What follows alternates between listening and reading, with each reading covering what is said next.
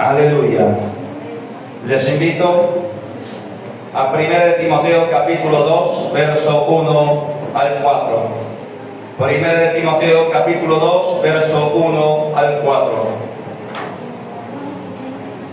Tiene un título en el texto que dice Instrucciones sobre la oración.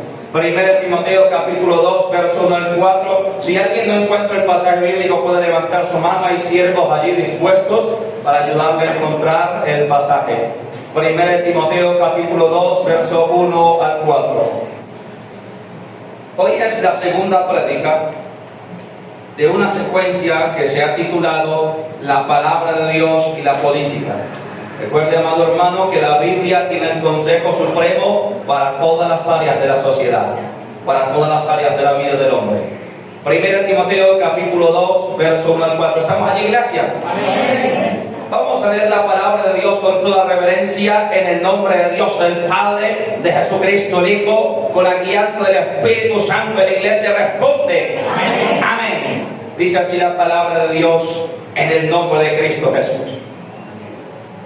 Exhorto ante todo a que se hagan rogativas, oraciones, peticiones y acciones de gracias por todos los hombres, por los reyes. ¿Por quiénes?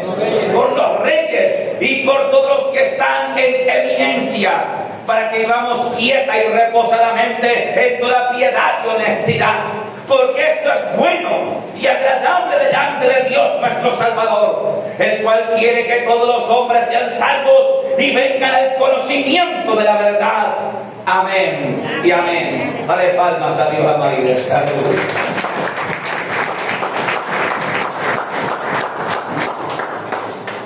Les invito a sentarse por un momento, amados hermanos. La enseñanza de hoy titula El papel de la iglesia en la política nacional.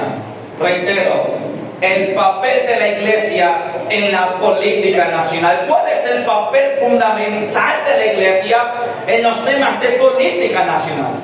Entonces, el papel de la iglesia en la política nacional. Retomamos, amada iglesia, el verso que nos atañe en esta mañana. Y es que habla el apóstol Pablo a Timoteo, dando instrucciones claras, precisas y concisas acerca de cuál es el papel de la iglesia, cuál es el papel principal de la iglesia en el ámbito político, en el ámbito estatal, en el ámbito del orden nacional en los diferentes países. Y, amada iglesia, Pablo destaca desde el verso 1 diciendo: exhorto ante todo a que se hagan rogativas, oraciones, peticiones, acciones de gracias por todos los hombres. Y empieza diciendo por los reyes. ¿Quiénes son los reyes, amada iglesia? Los que presiden un país. Independientemente aquí la palabra rey, o cuando dice la escritura que se debe orar por los reyes, significa que de la iglesia, ¿dónde está la iglesia? La iglesia debe orar por los dirigentes de los estados. La iglesia debe orar por los presidentes. Llámese rey si es monarquía, llámese primer ministro si es en la Unión Europea, llámese presidente si es en un país latinoamericano. Quien preside el gobierno, la iglesia debe orar por el gobierno de su país. La iglesia debe orar por quien preside el país, por quien dirige la nación. ¿Cuántos dicen amén? Amén. ¿Sabe por qué? Porque las decisiones que allá arriba se toman lo afectan a usted y me afectan a mí. Si le suben el precio de la gasolina por decreto, lo afecta a usted y me afecta a mí. Amén. Si cambian el tema del 4 por 1000, el 5 por 1000, lo afecta a usted y me afecta a mí. Todas esas decisiones se toman arriba, amén, en el alto gobierno, pero afecta a toda la nación. Amén. Entonces Pablo no desconocía el tema. Amén. Pablo no desconocía, amada iglesia, que las decisiones de los gobernantes, de los jerarcas, de los que presiden una nación, las decisiones de esta gente, de esta clase de personas, influyen en todo el país, incluida la iglesia cristiana, incluido el pueblo de Dios. Por eso es que la iglesia cristiana no debe ignorar este tema. La iglesia cristiana no debe ignorar el tema político con relación a la palabra de Dios. Amén. Y el apóstol Pablo dice: exhorto, amados hermanos, a que se hagan rogativas, a que se hagan oraciones, peticiones, acción de gracia. Él desea que se haga oración sin cesar por todos los hombres, pero luego dice por los gobernantes, por los reyes, por aquí, y luego dice por todos los que están en eminencia, para que vivamos quieta y reposadamente. ¿Cuánto dice amén? Cuando dice por todos los que están en eminencia, quiere decir todos aquellos que participan de las ramas del poder público. Por ejemplo, aquí en Colombia sabemos que el país, gloria a Dios, sabemos que el país está presidido por la presidencia de la República, amén. Pero esa es la cabeza del poder ejecutivo. Pero además de eso está el poder legislativo, representado del Congreso de Colombia, que precisamente hoy se elige Congreso, amén. ¿Cuántos dicen amén? Amén. ¿Sí sabía que hoy se elige Congreso en este país? Y la Biblia me dice, hermano, que yo, usted y yo, la iglesia debe orar por todos los que están en eminencia. Usted debe orar por los que van a subir allá. Usted debe orar por los que van a presidir el Congreso de la República. Usted debe orar por las altas cortes. La iglesia debe hacer su tarea. ¿Cuántos dicen amén? Amén. Pero sabe, hermano, aquí hay algo triste. Y es que a nivel general, yo le digo, a nivel general, la iglesia ha olvidado esta tarea. Muchos pastores, incluso predicadores, hermanos, han tratado de hacer el tema de la política. Unos se han ido a diversos extremos. Unos ni siquiera quieren abordar el tema. Unos ni siquiera quieren tocar o untarse del tema. Otros, por el caso contrario, se involucran tanto que hasta meten la iglesia en política. Yo quiero decirle que ninguno de los dos extremos es bueno. Amén. Ninguno de los dos extremos es sabio. Yo tengo que conducirme conforme a la palabra, porque la palabra me da la enseñanza. Amén. Amén. Por eso he titulado la prédica de hoy el papel de la iglesia en la política nacional. Y es que, amado hermano, la oración, el papel principal de la iglesia en la política nacional es la oración por su país. En la oración por su pueblo. Hermano, el poder que tiene la oración para transformar un país, una nación, una comunidad, una familia, un hogar. Amén. El mismo que puede transformar tu hogar y restaurarte, puede restaurar una comunidad. Amén. Amén. El mismo que tiene poder para restaurar la iglesia y multitud y cientos de personas que tienen testimonio aquí, o decenas de personas que tienen testimonio aquí de sanidad, de restauración, de bendición. Ese mismo Dios poderoso tiene poder para restaurar nuestra nación. Amén.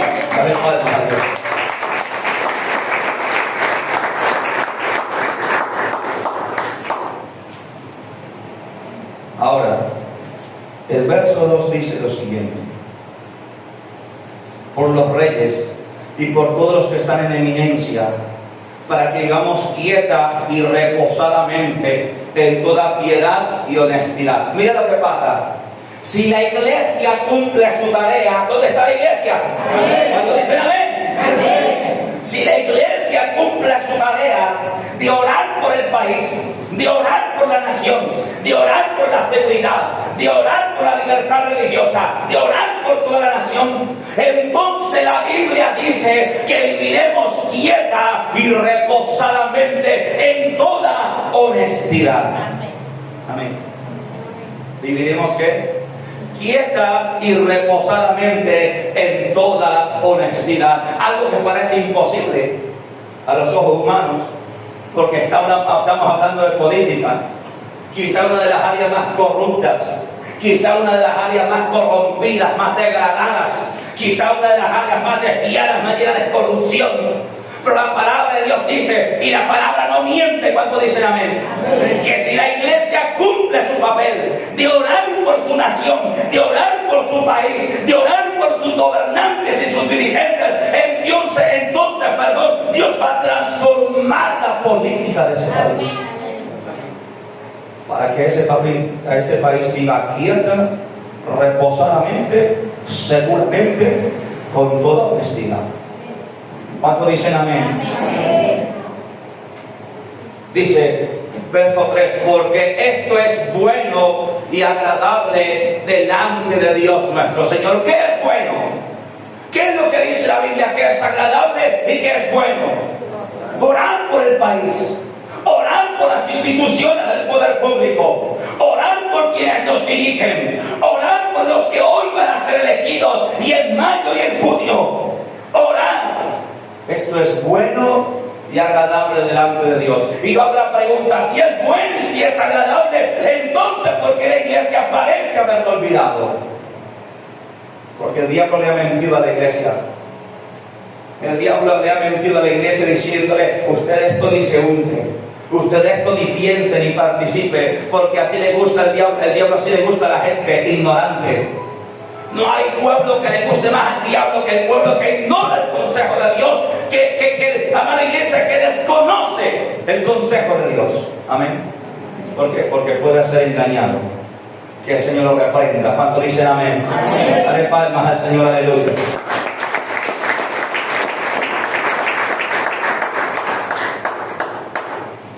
Ahora, quiero que vayamos a Hechos de los Apóstoles, capítulo 13, versos 6 al 12.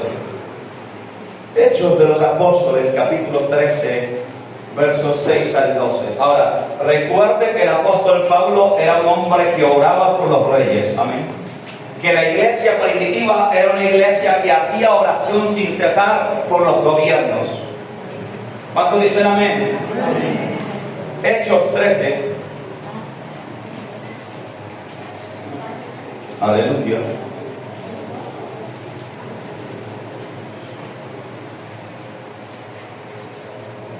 Hechos 13, versos 6 al 12. ¿Estamos en la cita, iglesia? Amén. El texto tiene un título que dice: los apóstoles predican, ¿dónde? En Chipre. ¿Qué Chipre? Es un país europeo. Incluso esta semana hubo noticias: Irán atacó Chipre. Amén. O sea, este Chipre existe hasta el día de hoy. Amén. Hechos de los Apóstoles, capítulo 13, versos 6 en adelante, dice así en el nombre de Cristo Jesús: y habiendo atravesado toda la isla hasta Pafos, hallaron a cierto mago. ¿A cierto qué? Mago, falso profeta, judío, llamado Bar Jesús, que estaba con el procónsul Sergio Paulo, varón prudente. Llamando a Bernabé y a Saulo, deseaba oír la palabra de Dios. ¿Qué deseaba el procónsul? Oír la palabra de Dios. Verso 8: pero les resistía el mago, pues así se traduce su nombre, procurando apartar de la fe al procónsul. Entonces Saulo, que también es Pablo, lleno del Espíritu Santo, fijando a él en los ojos, le dijo: oh, lleno de todo engaño y toda maldad, hijo del diablo, enemigo de toda justicia, ¿no cesarás de trastornar los caminos rectos del Señor? Ahora pues, he aquí la mano del Señor es contra ti, y serás ciego, y no verás el sol por algún tiempo. E inmediatamente cayeron sobre él oscuridad y tinieblas, y andando alrededor buscaba a quien le condujese de la mano. Verso 12: entonces el procónsul, viendo lo que había sucedido, ¿qué pasó? Creyó, maravillado de la doctrina del Señor. Aleluya, aleluya, palmas a Dios.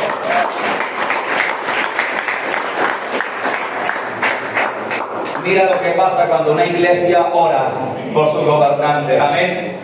Mira lo que pasa cuando una iglesia ora por sus dirigentes, por sus gobernantes, por los que se han de sentar en el sillón presidencial. Esto es lo que pasa cuando una iglesia ora. Recuerda, hermanos, Pablo había dado la instrucción: orar sin cesar por los reyes, por los gobernantes, por los que están en evidencia. Y toda la iglesia orando, Señor, mira a los gobernantes, mira el que se va a subir en el sillón presidencial, mira, Señor, el que se va a sentar allí en el sillón del procónsul. Ahora, el procónsul es el equivalente a primer ministro, a presidente. Es decir, el procónsul es el que gobernaba Chipre. Amén. No estamos hablando de cualquier persona. No estamos hablando de un concejal. Amén. No estamos hablando de un edil, de un diputado. Estamos hablando del procónsul, el que gobernaba Chipre, hoy día país europeo. Amén. Pero la iglesia oraba. La iglesia oraba: Señor, mire, derrama tu gloria. Señor, rescata a esta gente impía que está en el gobierno. Porque uno ora con veracidad, ¿verdad? Uno ora con sinceridad. Señor, mira a esta gente impía. Mira a esta gente que no te conoce. Señor, salva al procónsul. Salva a los gobernantes. Salva a los que están en inminencia. Y la iglesia orando, orando. Y el poder de Dios empezó a mover en la iglesia. Amén. Y empezaron a acontecer milagros en la iglesia. Y de repente el paralítico se levantaba y caminaba. Y de repente el enfermo era sanado. Y así el SIDA era sanado. Y el cáncer era sanado. Y atormentados por demonios eran libertados. Aleluya. Y el procónsul escuchó que había una iglesia con poder. El procónsul escuchó que había un predicador de la palabra llamado Pablo. Y donde este hombre entraba, dice la escritura, acontecían milagros extraordinarios. Y el procónsul dijo: oh, yo quiero escuchar a ese predicador. Dios tocó el corazón. Amén. Porque la iglesia oraba por él. Sergio Pablo no lo sabía, pero la iglesia estaba orando por él. ¿Cuántos dicen amén? El procónsul no lo sabía, pero Pablo había dado una instrucción a toda la iglesia: que oraran por el procónsul, que oraran por los gobernantes. Y Dios tocó el corazón de ese hombre.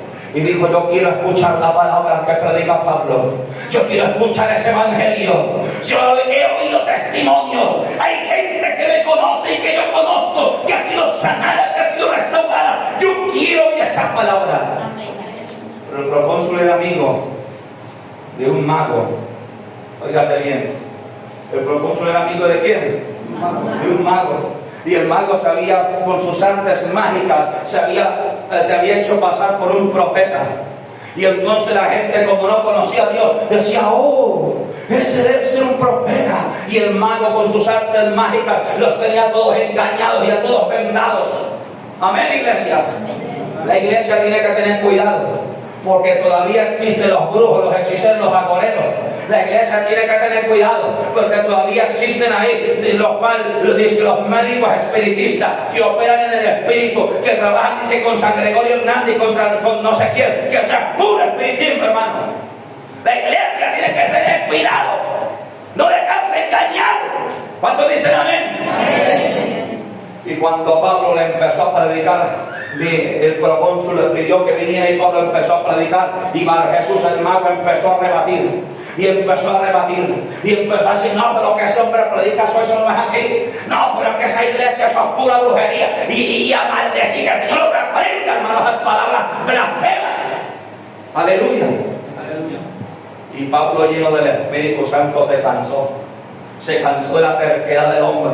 Se cansó de la maldad. Y dice que fijando los ojos en el mago, en el que estaba haciendo tropezadero para que el procónsul no creyera, le dijo: oh, lleno de maldad, hijo del diablo, ¿hasta dónde? ¿Hasta cuándo cesará de trastornar los caminos rectos del Señor? He aquí la mano de Dios es contra ti. Será ciego desde ahora. No verá la luz del sol por mucho tiempo. Y el mago quedó ciego completamente en esa hora. Vinieron tinieblas sobre él. Dice la escritura que el procónsul quedó maravillado. Verso 12. Aleluya. Amén.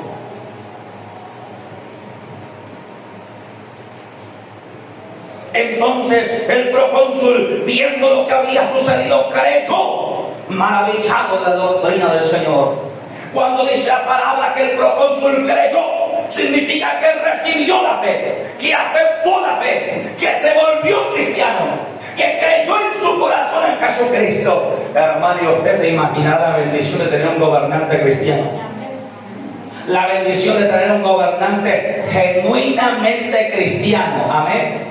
No que parezca cristiano, no que figure cristiano, no, genuinamente cristiano, temeroso de Dios. Imagínese, hermano, un gobernante temeroso de Dios, un gobernante que no se robe el erario público, un gobernante que no pase plata por debajo de la mesa, un gobernante que administre los impuestos y que haga obras. Amén. Uy, hermano, eso parece imposible para los hombres, pero es posible para Dios. Aleluya.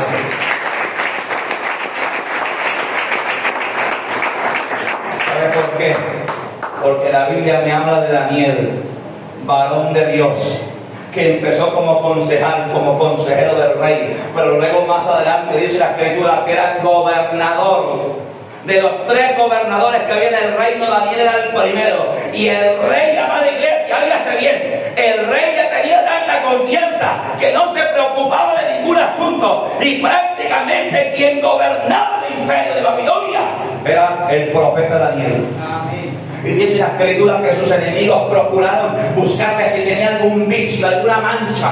Los enemigos de Daniel, porque siempre van a despertar envidia a los hijos de Dios. Cuando dice amén. Amén. Hermano, hágase la idea. Cuando Dios lo exalte, cuando usted destaque en lo que sea, en su trabajo, en su estudio, en su diversidad, en su administración, siempre va a despertar envidia. Siempre, hermano, eso es inevitable. Y los enemigos de Daniel dijeron, pero ¿cómo así que un político honesto? ¿Cómo así que un político honesto? ¿Cómo así que Daniel no roba, no hurta, no recibe cohecho? ¿Cómo así que administra bien? Y lo investigaron a ver si había alguna falta en lo relacionado con el reino.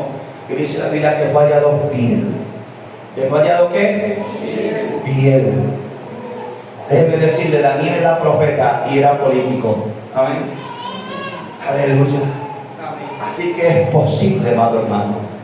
Es posible que Dios transforme un país. Es posible que Dios haga un milagro en un país. ¿Cuánto dicen amén? Amén. Dale palmas a Dios.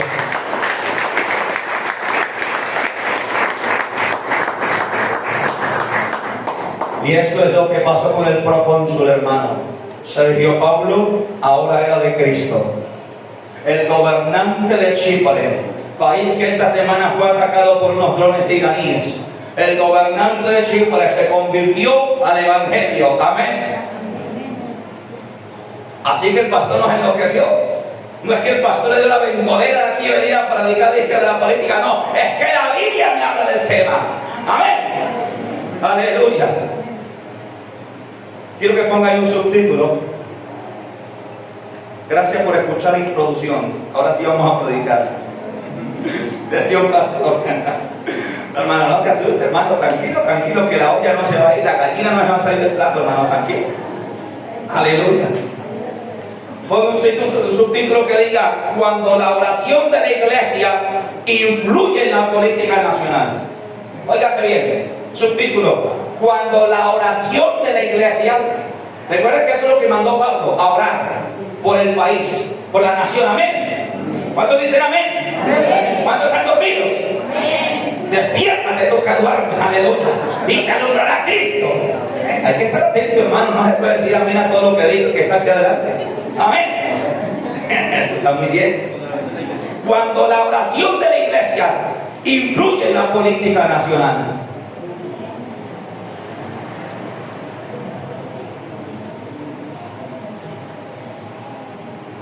Mira lo que dice aquí, 3 pensamientos que escribí en el nombre de Jesús. Si toda la iglesia de un país, óigase bien, si toda la iglesia de un país aprende a orar fervientemente por su país, Dios levantará gobernantes justos. Si toda la iglesia de un país, ¿dónde está la iglesia? Aprende a orar por los gobernantes de su país, Dios levantará gobernantes ¿qué? Justos. Recuerda lo que leímos hace 8 días, lo que dice Proverbios: cuando el justo gobierna, la nación se alegra, mas cuando gobierna el impío, el pueblo gime. Amén. Es palabra de Dios. Ahora, no es que aquí el pastor, amada iglesia, está hablando de disparate, no. Es que hay testimonios reales de lo que Dios puede hacer por un país. Mucha atención, miren. Voy a contarte 2 testimonios rápidamente. El primero de ellos, Uganda, un país africano sumido en la pobreza, la brujería, el crimen y todo lo malo. Fue rescatado de su desgracia tras meses de intercesión de un joven pastor llamado Robert Kayanja y su grupo de intercesión, y muchos pastores se sumaron a la visión de este pastor. Uganda, un país africano que muy seguramente usted nunca ha oído nombrar, algunos sí. Pero sucede que este país africano, como casi todos los países africanos, estaba sumido en la pobreza, en las guerrillas, estaba sumido, hermano, en la delincuencia del crimen, la brujería, la hechicería. Era la religión oficial, como pasa en Haití. En Haití la religión oficial de la iglesia es el vudú. Ni siquiera cristianismo ni catolicismo, vudú. Y por eso es que está arruinado ese país. Lo mismo pasaba en Uganda. Un país idólatra, lleno de brujería, de hechicería, y tenían un azote del diablo que amenazaba con destruir el país. ¿Sabe qué era? El SIDA. Para finales de los 80, mediados y finales de los 80, más del 20%, oiga, más del 20% de toda la nación estaba contaminada de SIDA. Y se creía que para finales de los 90 el país podría ser arrasado por ese flagelo. Y empezó allí un joven pastor con un grupo de intercesión a orar por su país, y luego se habló con otros pastores y se pusieron de acuerdo y empezaron a hacer vigilia, y como los empezaron a perseguir, se congregaban en los montes, se iban a los lugares apartados, hacían vigilia de oración, 1 de la mañana, 2 de la mañana, 4 de la mañana, estaban regresando a su casa llenos del Espíritu Santo. Yo vi el documental, hermano, entrevistaba al hermano que decía que hay una nube, se veía una nube sobre toda la iglesia que estaba orando, y todos ahí del Espíritu clamando, hablando lenguas, otros llorando, hermanos clamaban y oraban, no se daban cuenta que las pasaban las horas. Y Dios hizo algo extraordinario en Uganda. Vino un avivamiento, hermano, miles empezaron a convertirse.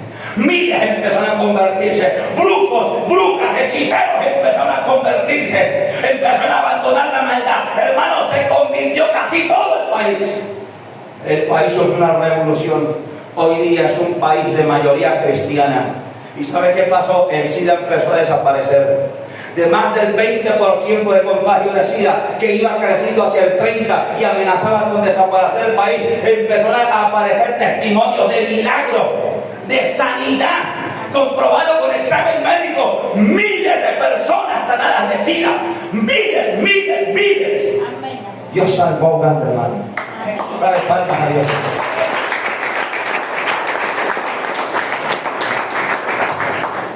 En lugar de estar viendo la casa de los famosos y el desafío y no sé qué más, busque el documental de Uganda, del milagro de Uganda, cómo Dios salvó a este país. Amén. ¿Es posible o no es posible? Amén. Claro que es posible. ¿Cuántos dicen amén? Amén. Segundo testimonio que me pareció impactante y maravilloso, lo vi esta semana, ayer precisamente. Óiganse bien, Nayib Bukele, el presidente devoto que reconoció que la transformación de El Salvador se debía al poder de la oración y a la intervención divina. Muchos aquí de ustedes conocen el caso de El Salvador. Era el país, óigase bien, según los datos de las Naciones Unidas, El Salvador era el país más violento del mundo. Más violento que los países árabes. Más violento que los países africanos. Era el país más violento del mundo. Era un país pequeño, creo que el departamento del Meta es más grande que lo que es El Salvador. Pero aunque era tan pequeño, tenía más de 70,000 pandilleros. Para que ustedes se hagan una idea, la guerrilla de la FARC, antes del acuerdo de paz, cuando firmó el acuerdo de paz por allá en 2016, eran como 24,000. Es decir, que la guerrilla de Colombia queda chiquita al lado de lo que eran las maras allá en El Salvador. Más de 70,000 miembros de las maras, en un país pequeñito, hermano. Tenían dominado el país.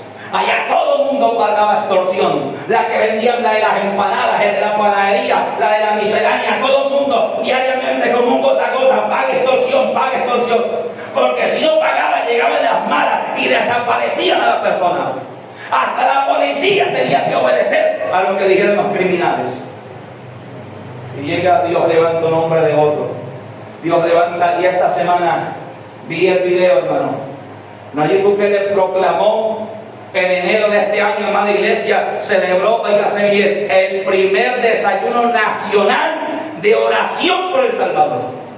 Oígase bien, él lo decretó primer desayuno nacional de oración por El Salvador. Y usted sabe que ese país fue transformado de arriba abajo, hermano. Que antes nadie, después de las 7 de la noche, nadie podía salir de su casa. Hoy día la gente se pasea por las calles a las 10, a las 11. No hay, se dice que es más seguro que en muchos países de Europa. Hoy día es más seguro vivir en El Salvador que vivir en los Estados Unidos. Óigase bien. Es más seguro hoy, según los datos, vivir en El Salvador que vivir en los Estados Unidos. Para que usted se haga una idea. Amén. Yo vi las declaraciones del presidente Nayib Bukele el 16 de enero de este año. El hombre organizó un desayuno nacional de oración por El Salvador, una fecha conmemorativa para orar y rogar por el país. Y el salón donde él estaba lleno, líderes religiosos, líderes de iglesia, pero también había senadores de los Estados Unidos y representantes a la Cámara de Estados Unidos, y había políticos, y había empresarios, y había gente influyente ahí, había gente poderosa ahí. Y Nayib Bukele, delante de toda la asamblea que estaba reunida, ¿sabe qué dijo? Dijo: lo que aquí ha pasado es un milagro de Dios. Digo, porque sin la ayuda de Dios no habría sido posible. Mira, sin la ayuda de Dios no habría sido posible, dijo ese hombre. Y el hombre, le voy a contar rápidamente lo que él cuenta, porque él cuenta el testimonio de cómo El Salvador es un milagro de Dios. Es un país milagro para la gloria de Dios. Él dice: había 70,000 pandilleros. Gran parte de sus líderes estaban encarcelados. Entonces el presidente da la orden de que los líderes de las pandillas y a todos los miembros de las pandillas en las cárceles se les quita el pollo, se les quita la carne, se les quita el pescado, que solamente comieran arroz con huevo. Porque así como el pueblo salvadoreño estaba pasando hambre, ellos también debían aguantar. Y cuando él hace eso, los líderes de las pandillas en las cárceles dan la orden de que empiecen a matar civiles. Y las pandillas matan 80 civiles en menos de 2 días. En menos de 2 días, 80 civiles muertos. Salieron a las calles a matar.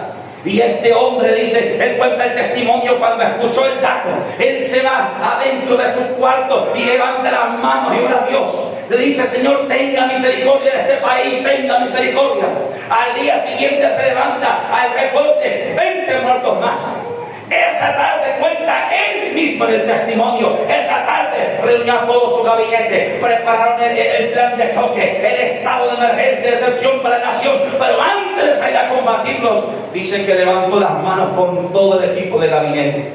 Todos los ministros, todo el equipo de gabinete de él levantaron las manos y clamaron a Dios. Y dijeron: Dios mío, no permita que sean más civiles muertos. No permita, Señor, no permita. Y clamaron a Dios. Salieron las fuerzas militares a combatir a toda esa delincuencia, hermano. Una semana después, prácticamente un par de semanas, ya el país estaba controlado. ¿Y sabe cuántos civiles habían muerto? 0. Aleluya, dale gloria a Dios. Dale gloria a Dios. Y el hombre, y el presidente Nayib, hace mes y medio se paró delante de toda esa gente, políticos de otros países, y dijo: si no hubiera sido por la mano de Dios, no se puede. Y recuerdo tanto que citó un verso de la Biblia que es San Proverbio 21:31, y lo dijo el presidente delante de toda la gente. Dijo: la Biblia dice, el caballo se alista para la guerra, pero la victoria viene de Jehová. Aleluya.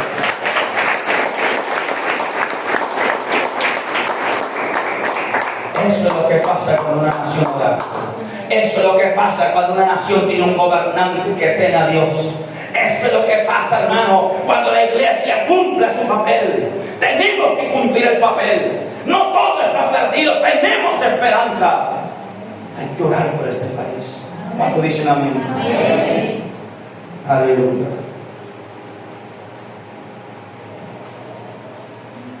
Ahora, sí.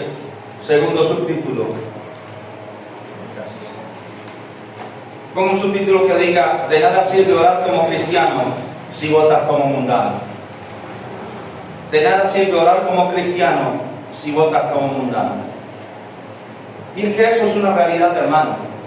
Nosotros los cristianos tenemos principios, cuando dicen amén. Nosotros los cristianos tenemos valores. principios que están fundamentados en la Biblia, valores que están fundamentados en la palabra de hogar, en la palabra de Dios. Tenemos principios de hogar y de familia. Y no es lógico, hermano, no es coherente que si yo soy cristiano y tengo principios y valores cristianos, vote como un mundano. Es decir, vote como una persona que no tiene conocimiento de Dios. Y me voy a explicar. Voy a poner varios ejemplos. De nada sirve orar por la niñez de Colombia si votas por candidatos abortistas. O sea, de nada sirve, Señor, salva la niñez de este país, salva la niñez de Colombia, si tú votas por candidatos que están a favor del aborto, de asesinar niños en el vientre de sus madres. De nada sirve orar por los principios de hogar y familia si votas por candidatos que apoyan la ideología de género. De nada sirve orar para que Dios rescate a los jóvenes de las drogas si votas por candidatos que están a favor de la legalización de las drogas.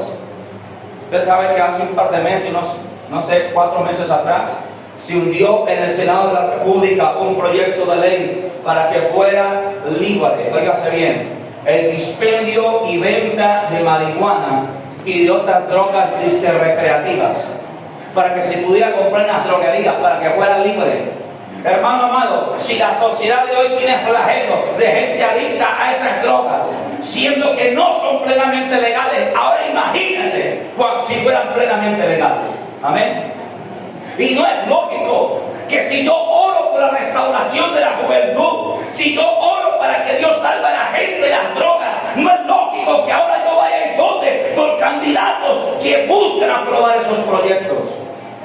No es coherente con mi fe. Amén. No es coherente con mis principios. De nada sirve decir que eres cristiano y que tienes principios conservadores de hogar y familia si votas por candidato de izquierda radical. ¿Y por qué digo por candidato de izquierda? Porque la izquierda es la que se ha caracterizado por defender todo lo malo en los diferentes países. La iglesia defiende la vida.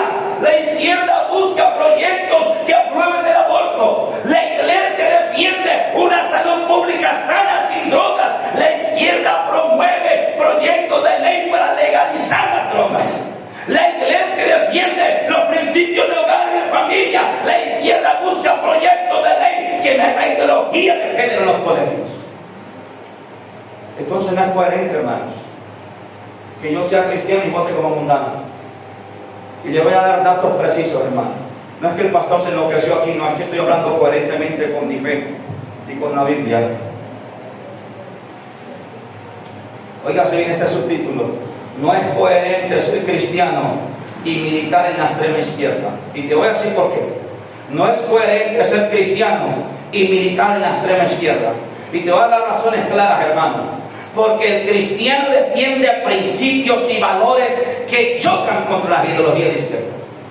Óigase bien, los cristianos defendemos principios y valores que chocan de frente contra las ideologías de izquierda. Voy a poner unos ejemplos claros. Nosotros defendemos la vida, ellos promueven el aborto, yo lo había dicho. Nosotros defendemos una educación con principios éticos y morales, ellos promueven la ideología de género en escuelas y colegios. Y te voy a dar casos puntuales de aquí de Colombia. Mira, el representante de la Cámara, Andrés Canimance, del Pacto Histórico, presentó el proyecto de ley 122 de 2024. Miren lo que busca ese proyecto, que busca promover la ideología de género en los centros de educación del país y la libre transición de género en menores de edad. Candidato a la Cámara del Pacto Histórico. Proyecto de ley 122 de 2024 que hasta el día de hoy está vivo en el Congreso, no se ha hundido.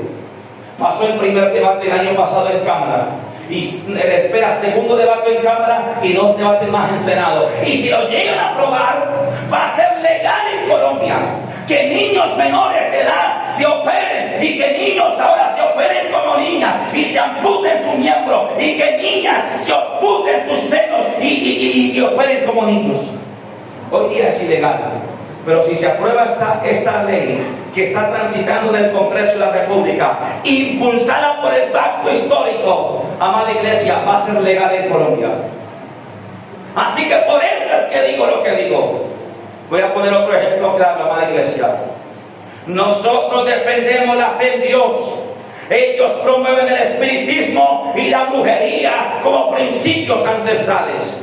Otro caso concreto, el senador Alberto Benavides del Pacto Histórico presentó la propuesta de ley 057 de 2025, o sea, el año pasado, que establecía un régimen de inspección, vigilancia y control a las iglesias. Imagínense la joya. Imagínense la joya. Proyecto de ley 057 del año pasado. Un senador del Pacto Histórico, Alberto Benavides, presenta proyecto de ley para vigilar las iglesias, para controlar las iglesias, para inspeccionar las iglesias y poder sancionarlas. Como pasa en China, como pasa en Cuba, países comunistas. ¿Sabe qué pasa allá? Las iglesias que quieren funcionar legalmente tienen que tener cámaras dentro de la iglesia con audio y video. Y el gobierno espía o el gobierno vigila 24/7 lo que pasa en la iglesia, lo que se predica en la iglesia, lo que se dice en la iglesia. Y si de pronto se predica algo que no le gusta al gobierno, sancionan la iglesia. Y eso quería hacer el Pacto Histórico aquí en Colombia, hermano. El año pasado, proyecto de ley 057. No me crea a mí, búsquelo ahora cuando salga de la iglesia a ver si es que el pastor se enloqueció. Voy a decirle más porque es que no hay coincidencia. El mismo senador Alberto Benavides, junto con María José Pizarro, miembro del Pacto Histórico, presentaron el proyecto de ley 058-2025 que le concedía el estatus legal de culto religioso a las prácticas espirituales. Mire estas bellezas. Proyecto de ley 058 del año pasado, con miembros del Pacto Histórico presentan proyecto de ley para que la brujería, el vudú, el chamanismo, la hechicería sea reconocida en Colombia como religión oficial. Imagínense esta belleza, hermano. Entonces, dígame si es coherente que yo, siendo cristiano, vote por esa gente. Dígame si coincide con mis principios y con mis valores. No coincide. Yo no te voy a decir a ti por quién votar, pero yo sí tengo la obligación bíblica y moral de mostrarte a ti la verdad, de mostrarte a ti que esta gente está en contra de la iglesia, esta gente está en contra de la fe en Dios, esta gente está en contra de todo lo que se llama Dios, y por eso es que ellos atacan la iglesia, pero están ahí escondidos, ahí camuflados, mintiendo todo el tiempo. Y cuando los entrevistan, libertad religiosa, ay sí, claro, libertad religiosa, pero vaya, mire lo que hacen después cuando son electos, vaya, mire lo que promueven. Eso es como Pedro cuando estaba en campaña, va a ser la constituyente, no, ¿para qué constituyente? No, ¿para qué cambia la constitución? ¿Y ahorita qué quiere? No, cambiar la constitución para amarrarse a unos años más. Amada iglesia, abre los ojos. Por todo lo anterior, podemos asegurar que no es coherente ser cristiano y militar en la extrema izquierda. No es coherente, hermano. No es coherente. Por eso yo predicaba en la prédica anterior: busque gente que al menos tenga temor de Dios. Busque gente que comulgue con los principios de hogar y de familia. Hoy, 8 de marzo, si usted no ha votado iglesia, vote por gente que tenga temor de Dios en su corazón, que comulgue con estos valores de hogar y de iglesia, que defienda la libertad de culto, que no ataque la iglesia, que no ataque nuestros dogmas de fe. Amada iglesia, así que este es el papel de la iglesia en la política nacional. ¿Tenemos que juntarnos? Sí, nos tenemos que juntar, porque nadie lo va a hacer por nosotros. Nadie va a defender el hogar y la familia allá en el Congreso de la República si no elegimos congresistas cristianos. Amén. Hasta aquí la palabra de Dios. Aleluya. Aleluya.